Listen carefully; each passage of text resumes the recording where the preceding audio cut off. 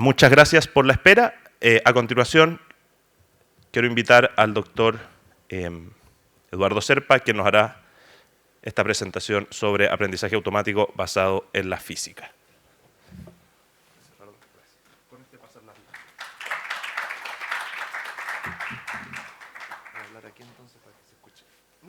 ¿Ahí? Ya, perfecto.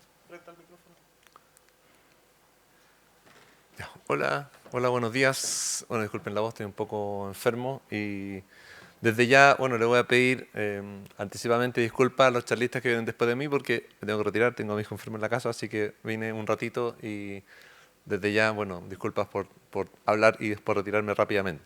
¿Ya? Eh, bueno, como bien me presentó Rodrigo, bueno, mi nombre es Eduardo Serpa, yo trabajo en el Instituto de Ingeniería Matemática y Computacional de la Universidad Católica. Y dentro de este instituto, que de hecho es una de las unidades interdisciplinarias creadas en la universidad en los últimos años, somos un grupo, bueno, y sí, lo que voy a presentar, digamos, es la línea de investigación dentro del CENIA, que recibe el nombre de aprendizaje automático basado en la física. Y dentro de este instituto, habemos varios ingenieros, matemáticos. Está Paula Aguirre, que es astrofísica y trabaja en problemas de ingeniería, en geofísica también. Y somos un grupo que viene no del lado de la ciencia de la computación, sino más bien de la matemática, del análisis numérico y de las técnicas un poco más tradicionales de la ingeniería. ¿Ya? Bueno, voy a presentarlo ahí. Bueno, están solamente los nombres de pila. Está, bueno, Carlos Singlón, estoy yo, Eduardo Serpa, Federico Fuentes, Manuel Sánchez, Mircea Petrache, Paula Aguirre y Pedro Sá. Y todos trabajamos en la Católica y estamos vinculados a este instituto, algunos con afiliación principal y otros con doble afiliación con alguna otra unidad, el Departamento de Matemática o el Departamento de Ingeniería Química, por ejemplo, en el caso de Pedro Sá. Y como les decía, bueno, nosotros venimos del mundo más clásico, ¿ya? No sé si sea bueno o malo eso, pero es un hecho quizá, ¿ya? Y en realidad, bueno, nosotros tenemos varios expertos en métodos computacionales, más desde el punto de vista de análisis numérico, muy preocupados de generar esquemas para resolver ciertos problemas y estudiar un poco que estos esquemas numéricos, que estos algoritmos converjan a la solución de algún problema, ¿ya? Yo en particular trabajo más en teoría de control y problemas inversos. Y como les decía, también hay gente ligada a problemas de imágenes como Carlos Singlón, modelamiento con ecuaciones diferenciales, ese es nuestro mundo. Y algo que yo siempre destaco de CENIA es que CENIA quiere hacer cosas nuevas. Entonces, desde su concepción, nosotros entramos en este proyecto en donde la verdad, si hace un año nombrábamos a cualquier de estas personas y decíamos que iba a ser investigador de un centro de inteligencia artificial, no calzaba, digamos, por nuestros perfiles, por la investigación que hacíamos. Y a mí eso es algo que yo valoro mucho porque somos un grupo de gente, bueno, joven, pero también muy joven en el tema. ¿Ya? De hecho, muchos de nosotros todavía no tenemos artículos que vayan en línea con lo que quiere CENIA. Pero CENIA, digamos, vio el potencial de poder mezclar mundos, de poder tener esta gente joven que quería, digamos, entrar en este tema nuevo para nosotros. Y eso es algo que, digamos, yo valoro y que habla mucho del espíritu arriesgado también de CENIA. ¿Ya? ¿De qué se trata esta línea? Bueno, este esquema, yo creo que resume un poco bien dónde estamos parados nosotros y qué queremos hacer. ¿Ya? Aquí, bueno, hay tres pelotitas, ¿cierto? Donde abajo en la pantalla, en el telón, dice, bueno, hay problemas complejos que vienen de la ciencia o de la ingeniería, ¿ya? Y nosotros, ¿sí? Nosotros como grupo de esta línea de investigación CENIA, estaríamos ocupando herramientas que vienen allá de la pelotita que está a la izquierda, que, bueno, dice métodos clásicos basados en la física y en la matemática de los problemas, ¿cierto? Entonces, bueno, típicamente, digamos, uno deja caer un objeto y uno estudia las ecuaciones de la física de movimiento y uno quizás puede hacer cálculo numérico y estudiar ese tipo de cosas a partir de las leyes constitutivas de la física, básicamente F igual a M por A y todas sus versiones más sofisticadas que se deducen de ahí, ¿ya? Entonces, digamos, nosotros como grupo hemos estado de hace 15, 10 años, ¿sí? Aplicando métodos de la pelotita de la izquierda para resolver problemas de la ciencia y de la ingeniería. Muchos de nosotros, de un punto de vista netamente teórico, súper abstracto en matemática, algunos ya metiendo mano en problemas realmente ya con un interés bien cercano a resolver un problema real. Entonces, por eso pongo ahí que en esa flechita que conecta la pelotita de la izquierda con la pelotita de abajo es nuestra zona de confort, donde nosotros estamos hoy. ¿Sí? Nuestra línea de base, eso lo sabemos hacer, bien o mal, pero lo sabemos hacer. Y el resto de los esquemas son lo que les voy a explicar un poco qué es lo que queremos hacer y en dónde hemos estado invirtiendo nuestro tiempo estos casi 10 meses que llevamos en Senia ejecutando este proyecto, ¿ya? Entonces, bueno, acá en la pelotita de la derecha, ¿cierto? Vienen los métodos de inteligencia artificial, métodos de machine learning, métodos sobre todo de deep learning para lo que hemos estado haciendo hasta ahora, ¿ya? Y obviamente hay una flechita ahí porque obviamente estas herramientas de inteligencia artificial pueden ser utilizadas para resolver los mismos problemas que nosotros que hemos estado resolviendo siempre, ¿ya? En general son problemas súper costosos computacionalmente y la ventaja del approach que nosotros tenemos hasta ahora, la gran ventaja es que típicamente uno tiene algoritmos que controla muy bien y sabe que realmente van a converger a alguna solución y que esa solución tiene que ser parecida a la solución del problema físico, ¿ya? Pero son problemas lentos, difíciles, que requieren mucho cálculo computacional y también mucho conocimiento de muchas herramientas de la física y de la matemática para poder abordarlo. Y por otro lado, bueno, todas las ventajas de los métodos de inteligencia artificial, ¿cierto? Su rapidez, la forma, digamos, la eficiencia que ha mostrado, digamos, en los últimos años para resolver un sinnúmero de problemas. Entonces, en el fondo, están estos mundos. Nosotros, digamos, puse aquí un 1, ¿sí? Para nosotros el primer paso, es decir, empezar a conocer estas herramientas, que básicamente es lo que hemos estado haciendo este primer año, conocer estas herramientas para resolver los mismos problemas que hemos estado resolviendo ahora con otro tipo de herramientas. Esa es la etapa 1. Nuestra zona de confort es resolver con métodos clásicos. Nuestra primera etapa es también incorporar estas herramientas de inteligencia artificial. Y lo que queremos hacer, perdón, la parte más ambiciosa, una vez que nosotros ya sepamos, conozcamos el mundo de los métodos de inteligencia artificial, es cierto, el punto 2, que es la flechita que combina, digamos, los dos mundos. Ojalá poder obtener algoritmos que tengan cierta garantía de convergencia, quizás no tan detallada como los métodos clásicos, pero que uno le pueda tener cierta confianza a los métodos que nosotros podamos reproducir y que obviamente también vengan con toda la eficiencia de los métodos de deep learning para poder realmente calcular cosas, ¿ya?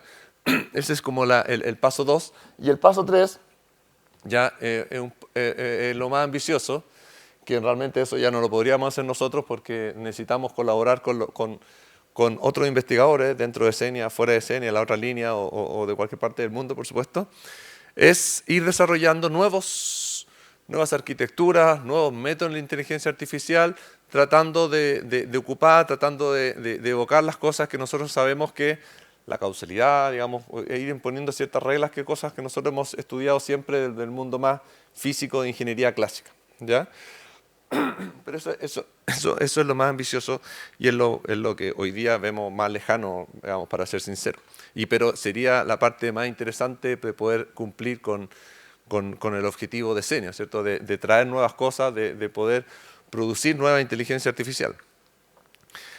Simplemente, ahí esta chiquitita letra está un poquito borrosa, no sé si la ven, pero yo les voy a leer lo más importante, no todos, ¿ya?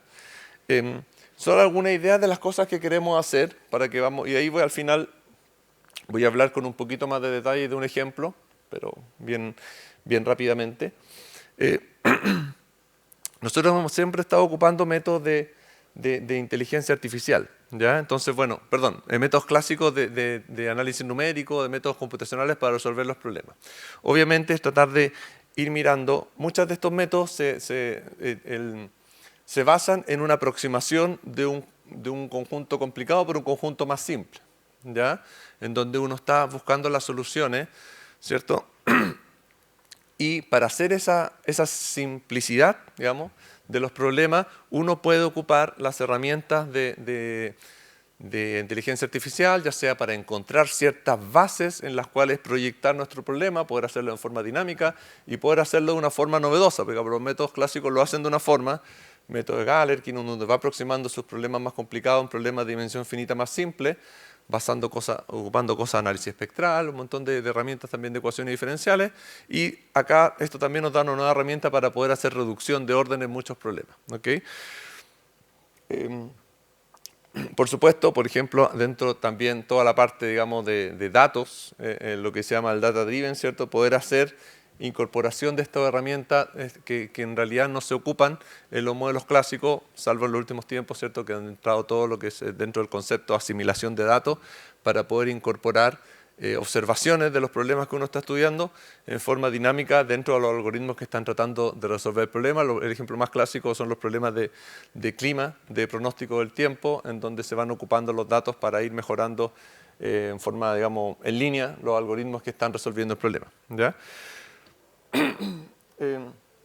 Lo otro que quisiera hablar un poquito, que incorporar, nosotros, a diferencia de muchos problemas en donde se ha testeado la eficiencia del problema de método de Deep Learning, por ejemplo, pensando en los algoritmos de recomendación o cosas así, en donde muchas veces son fenómenos que en realidad la única herramienta que uno tiene son los datos para poder estudiarlos, para tratar de encontrar relaciones. ¿Ya? Nosotros estamos interesados en ciertos problemas, ¿cierto?, que vienen de la ingeniería y de la física, en donde también, aunque queramos hacer un approach de Machine Learning, y por eso íbamos a combinar los dos mundos, como decía acá, nosotros tenemos a nuestra disposición ecuaciones que son complejas, difíciles de resolver, pero ecuaciones que relacionan las variables que están en juego. Entonces, ¿cómo poder ocupar esas herramientas dentro de una estructura de Deep Learning? Por ejemplo, aquí en el punto 2, para combinar los dos mundos, ¿cierto? Es, por ejemplo, dentro de la función de pérdida, por ejemplo, ir incorporando ciertos términos que me vayan diciendo qué tan lejos algunos datos del problema están de lo que debería ser si siguieran los modelos. ¿Ya? Obviamente no el modelo completo, porque si no estaríamos resolviendo el mismo problema de antes, pero digamos alguna parte, ir chequeando algunas condiciones y saber que si se tienen que cumplir, ir castigando las soluciones que se vayan generando con el algoritmo de inteligencia artificial, que está muy lejos de lo que uno debería esperar. ¿Ya? Perdón. También, bueno, acá esto de hecho lo voy a mostrar un poquito, también como nosotros tenemos acceso en el fondo a las ecuaciones de algunos fenómenos, y como son problemas que muchas veces no hay gran cantidad de datos, ¿ya? No hay gran cantidad de datos para algunos de estos problemas, entonces uno lo que puede hacer, si confía mucho en sus ecuaciones, digamos, es empezar a generar datasets a partir, digamos, sintéticos, pero basados en las ecuaciones que deberían satisfacer los fenómenos que uno está estudiando. Eso, por ejemplo, para ir entrenando las redes neuronales, y bueno, obviamente eso impone hartas preguntas de sesgo que uno puede estar generando y un montón de cosas que hay que tener cuidado, ¿ya? Pero también es como una herramienta que uno puede tener gracias a las ecuaciones, incorporándolas dentro de los pasos que uno va haciendo para ir aplicando los métodos de inteligencia artificial. Y bueno, el punto 5 es lo que yo les comentaba, que es como el punto 3 dentro de nuestra línea de tiempo de complejidad de los problemas que vamos haciendo, es poder realmente proponer, incorporar, ojalá, o generar nuevas estructuras, nuevas relaciones, nuevas formas de ir definiendo las redes neuronales basadas en lo que uno sabe de la física. Pero bueno, eso es un poco más arriesgado. Esas son como cosas generales, solo para mencionar algunos casos ya un poquito más particulares. Por ejemplo, dentro de redes neuronales uno puede ocupar herramientas matemáticas y de la física que son, por ejemplo, para empezar a estudiar un poco más en profundidad estructura dentro de los datos.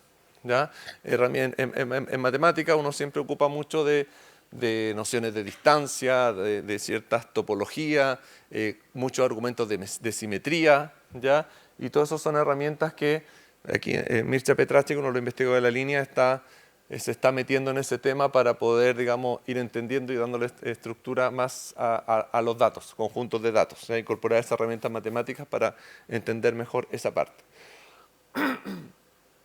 Bueno, por supuesto, ahí, digamos, Tenemos problemas de, como yo les decía, reducción de dimensiones. Muchas veces uno juega con ecuaciones diferenciales que, digamos, pueden ser no lineales, muy complejas, en donde ralentizan mucho los cálculos que uno quiere hacer.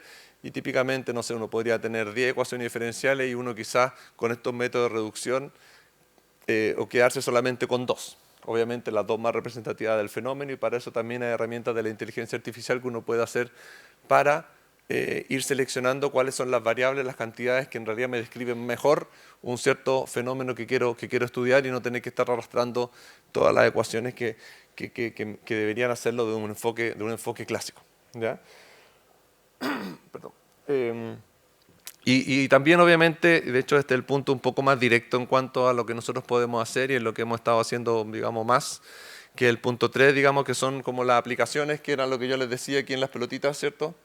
El punto 1, que, digamos, aplicar estos métodos de inteligencia artificial, quizás con metiéndole un poco de física, o quizás no en una primera etapa, para ir resolviendo cosas de aplicaciones, por ejemplo, en sistemas biológicos, donde tenemos Pedro Sá, que es ingeniero químico, que trabaja en cosas de modelación biológica, en donde de hecho se ha mostrado bien eficiente todo este método de inteligencia artificial, incluso uno ha escuchado por ahí que incluso se ocupa para encontrar los modelos de la física o de la biología que hay detrás. ¿Ya? Entonces, así bien cortito, cómo se podría hacer eso, digamos, uno empieza con sistemas bien complejos en donde relaciona todas las variables con todas las variables, y luego de a poquito, digamos, los métodos de algoritmos de Deep Learning le pueden ir diciendo cuáles son las conexiones que nunca ocurren, ¿ya? O cuáles son ciertos pesos de mi sistema que se van haciendo cero, en realidad, si uno tiene una buena estimación, y con eso uno finalmente podría descubrir cuáles son las leyes constitutivas de ciertos fenómenos biológicos o físicos. ¿Ya? Pero y lo otro, bueno, son aplicaciones en astrofísica y en geofísica. Ahí está Paula Aguirre, ¿sí? Ya les mencionaba Pedro, y con algunas cosas como reconocimiento de objetos. Bueno, tenemos reconocimiento de imágenes y también reconocimiento de objetos. Yo se los voy a mostrar también. Sí, me queda muy poquito. O sea, bueno, estoy terminando. Ya, solo mostrarles un poquito más, con 3 slides, un ejemplo en particular, un poco para entender de qué estamos hablando, quizás con algo un poquito más concreto. Este es el trabajo de tesis de magíster de Cristóbal Álvaro, un estudiante de la Universidad Técnica Federico Santa María, que está siendo dirigido por Rodrigo Lecaros, también de la Santa María, y por mí. Y entonces, bien esquemáticamente, ¿cuál es el problema? Lo que uno tiene es una piscina, es lo que está ahí, una piscina rectangular, en donde adentro hay un objeto D, ¿ya? Entonces, uno, ¿qué es lo que quiere hacer? En el fondo, el problema así bien general es poder reconocer el objeto, tanto forma como posición, mediante mediciones perimetrales del flujo del agua en la piscina.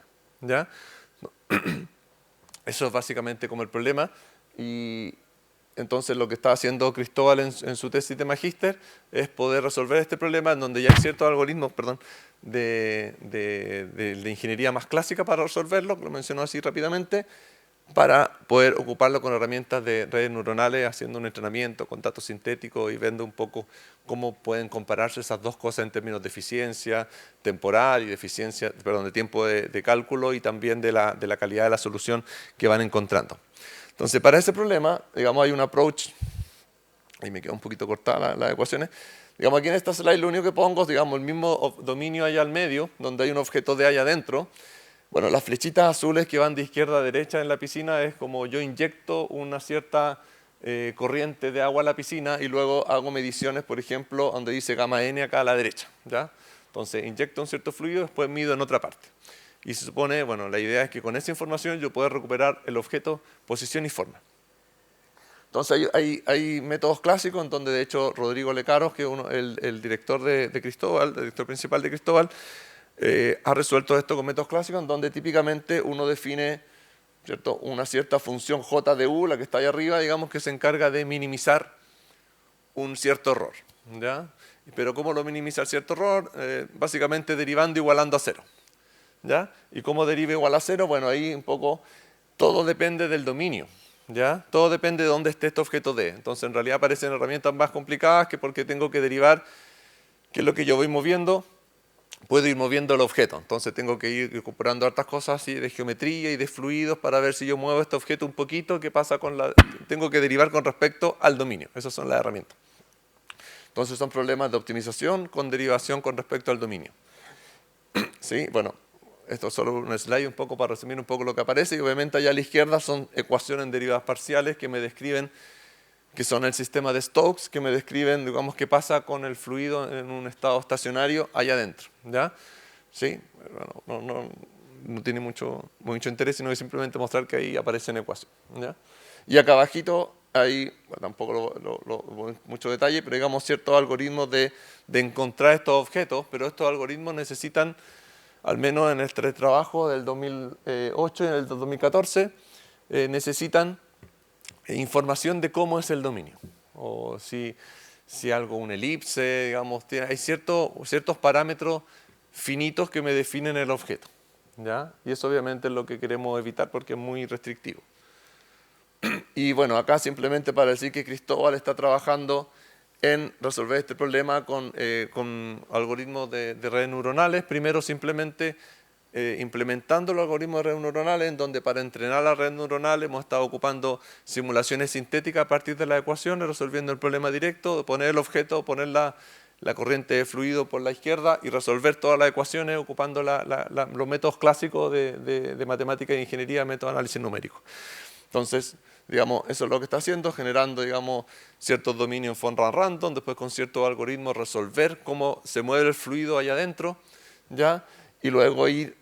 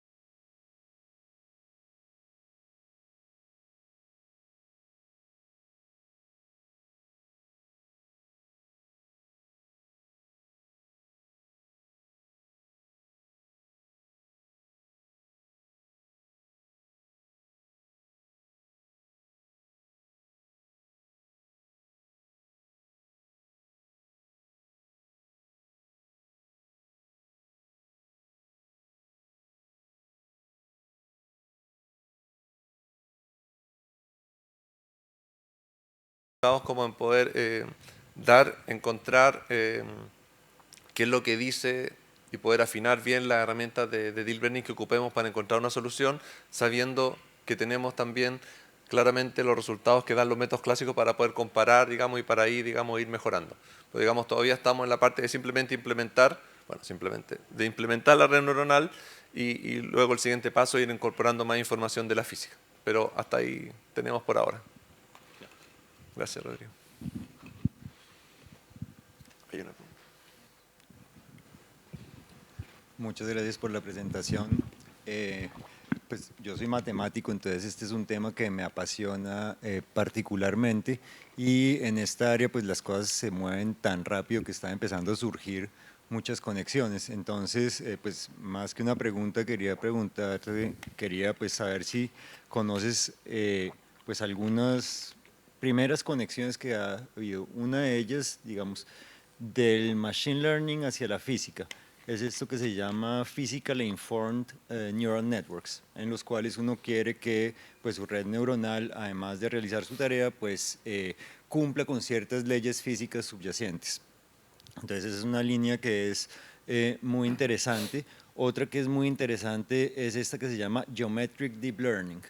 en la cual uno quiere que las redes neuronales tengan, pues, incluyan propiedades de invarianza, por ejemplo, a ciertas transformaciones, etcétera. Entonces, pues uno incluye eso dentro de la arquitectura. Y por otro lado, pues en el otro sentido, pues en aplicaciones a las matemáticas y a la física, pues sobre todo a las matemáticas. No sé si has visto estos asistentes de pruebas que gracias a los modelos de lenguaje que estábamos discutiendo hace un momento, pues están haciendo cada vez más autónomamente pruebas matemáticas. Eso para mí como matemático es lo más impresionante que ha pasado de todo lo que está pasando.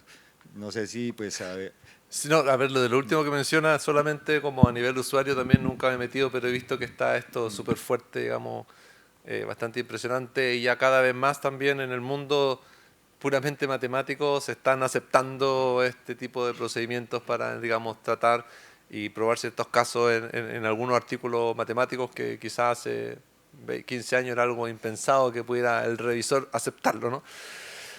Y con respecto a lo primero que comentas, claro, digamos, esto de, por ejemplo, ir incorporando que información de que cada vez que estoy jugando con campos de velocidades que se supone que vienen de un fluido, entonces, digamos, si yo integro en el borde tiene que ser cero, que es lo que queremos agregar, claro, eso va como en la dirección del Physics Informed Machine Learning, digamos, pero ahí estamos, la verdad estamos, digamos, construyendo de a poquito un poco, nosotros, bueno, obviamente es en esta área lo que a mí, quizás también a ti como matemático nos pasa es que estamos acostumbrados a que las cosas se muevan más lento, ¿no? O sea, yo agarro un artículo desde hace 10 años y todavía me sirve mucho, y uno de 20 todavía me sirve mucho, y la verdad que aquí en este mundo uno queda perdido rápidamente de lo que está pasando. Hemos buscado, y para este tipo de problemas, eso es lo que pasa también, que a veces cuando uno encuentra algún tipo de estos problemas físicos, a veces para ese problema en particular no hay tantas cosas hechas. Digamos, por ahí hay como un espacio para poder trabajar tranquilo un ratito, pero sí, ¿no? Eso, y en realidad yo también, digamos, claro, como un poco a veces abrumado por cómo estar entendiendo un poco cómo van avanzando las cosas. La verdad que nosotros hemos tenido un approach tratando de entender y meternos un poco en este tipo de problemas, sabiendo que nosotros como grupo de matemáticos, ingenieros, la verdad es que no sé, yo siempre digo, probablemente nosotros no podamos hacer el algoritmo más rápido que otro grupo de gente para poder, mismo aquí en el SENIA, para poder resolver el mismo tipo de problema. Entonces nuestro aporte va un poquito a veces por otro lado, ¿sí? Pero bueno, que seamos capaces de hacerlo o no, eso todavía está en duda. Excelente, muchas gracias. Sí, pues hoy en día el Machine Learning es una ciencia empírica, hacen falta más teóricos. Muchas gracias.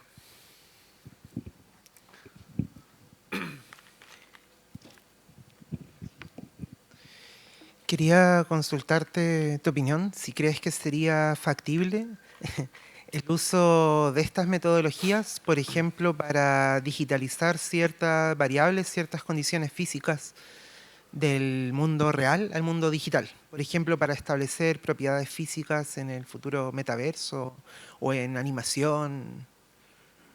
Chuta, ya, ahí me pillé completamente desprovisto de herramientas para responder, pero Pero es como la misma reinterpretación de lo que hacían de la piscina, pero no solamente con ese tipo de objetos en ese tipo de entorno. claro, por ejemplo, bueno, a ver, a veces cuando uno le preguntan cosas, uno hace conexiones que no sé si van en la línea que tú me preguntas, pero por ejemplo, bueno, en las animaciones de las películas nuevas, ¿cierto? Se ocupa mucha matemática para, por ejemplo, que el movimiento de la ropa de los dibujos animados parezca real. Ahí se escriben las ecuaciones, la mecánica de la ropa para que se haga un buen movimiento. Una vez vi una charla de gente que estuvo involucrada en todas las simulaciones de una película de Disney de la nieve. No me acuerdo cómo, no era Frozen, esa de hielo, era una de nieve, no me acuerdo cuál era. Y que la charla fue una charla de métodos computacionales clásicos donde que ocupaba una gente de UCLA para poder hacer la animación de la película, ¿ya? Pero claro, digamos, ahí está, las animaciones están hechas con estos modelos que me permiten que lo que uno ve cuando algo se hunde en la nieve parece que realmente se está hundiendo en la nieve.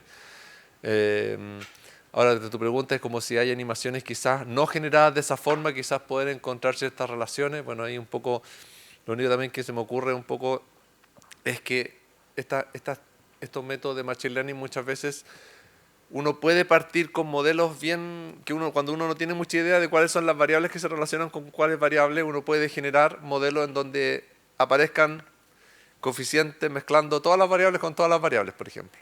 ¿Ya?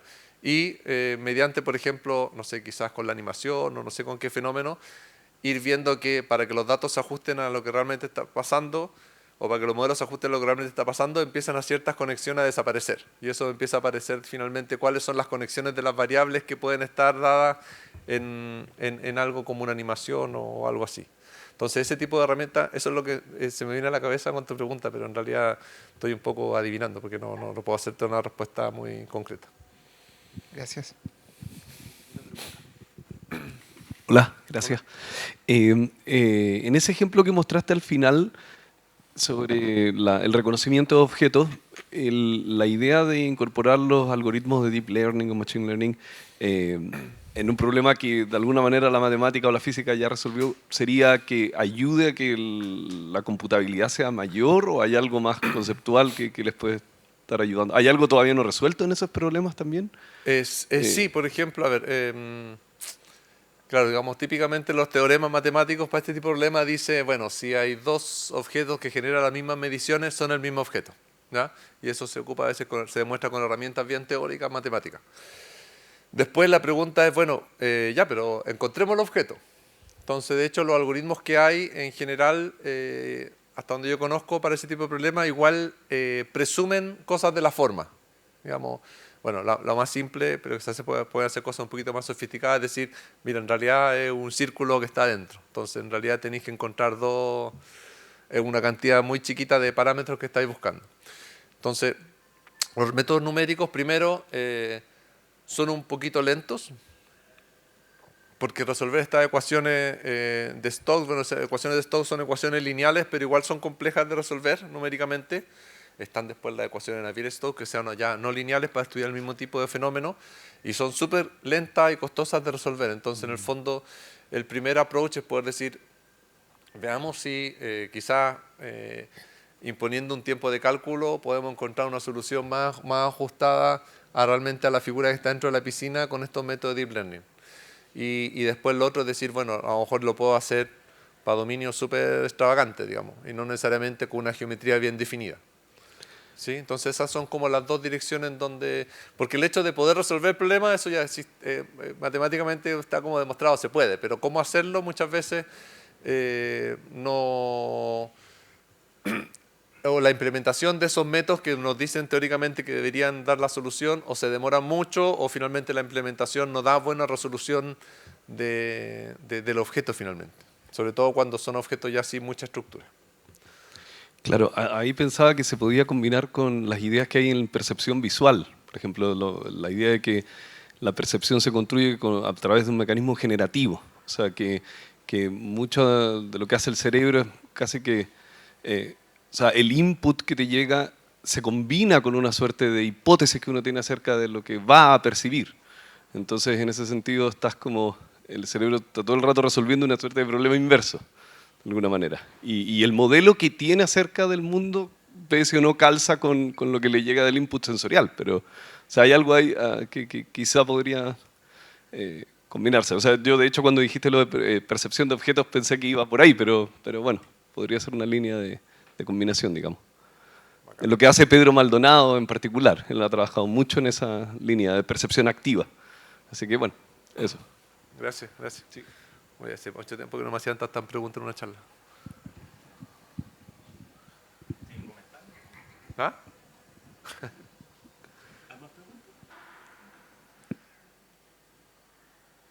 Bueno, muchas gracias a todos.